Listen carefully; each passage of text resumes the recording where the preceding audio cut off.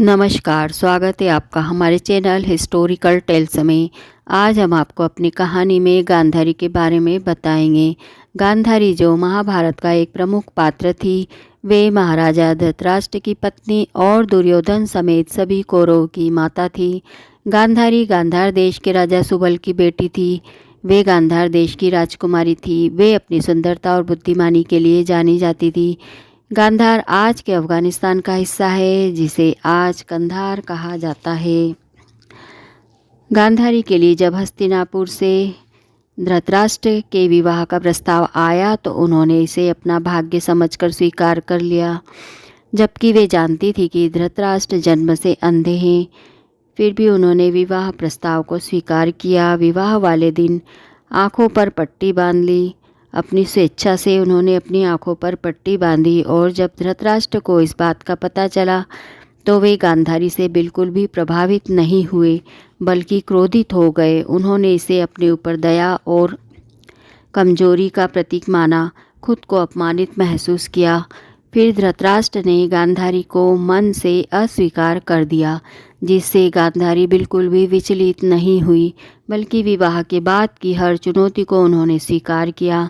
उन्होंने इसे अपना भाग्य एक पीड़िता के रूप में नहीं, बल्कि प्रेम और कर्तव्य की एक योद्धा के रूप में अपनाया।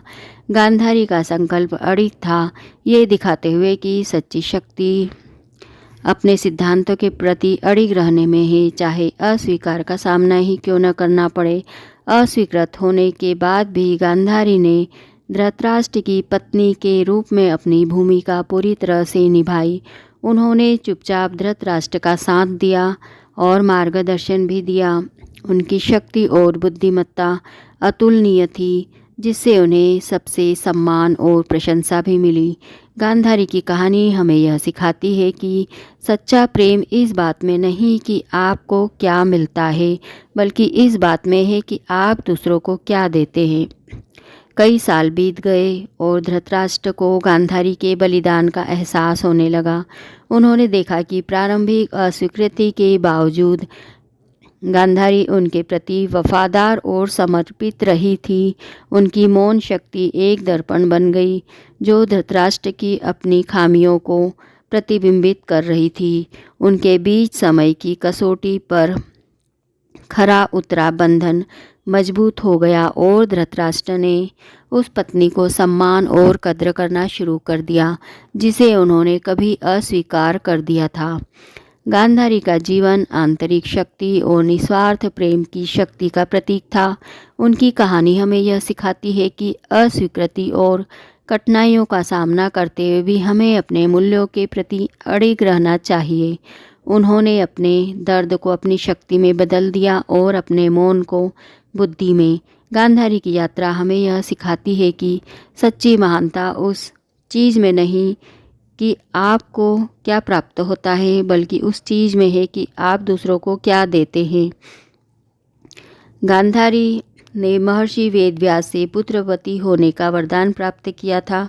इस वरदान के चलते ही गांधारी को 99 पुत्र और एक पुत्री मिली थी। धृतराष्ट्र और गांधारी के सभी पुत्र कौरव कहलाए।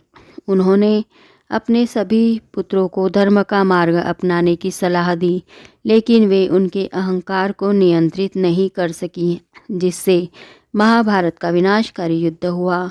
अपने कुल और पुत्रों को विनाश से व्यतीत होकर गांधारी ने कृष्ण को भी शाप दिया कि उनका वंश भी नष्ट हो जाएगा। गांधारी का जीवन संघर्ष, प्रेम और त्याग का अद्वितीय उदाहरण है। आपको हमारी यह वीडियो कैसी लगी, हमें कमेंट करके ज़रूर बताएं। हमारे चैनल को लाइक और सब्सक्राइब करें। धन्यवाद।